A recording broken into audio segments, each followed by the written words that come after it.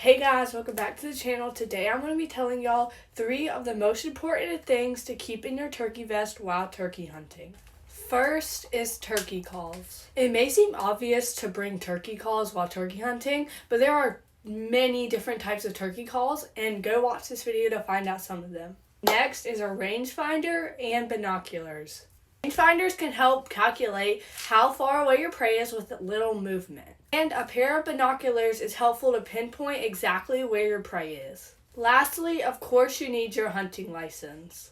One may ask you if you have your hunting license and you do not want to come up as wanting, so it is super important to always have your hunting license.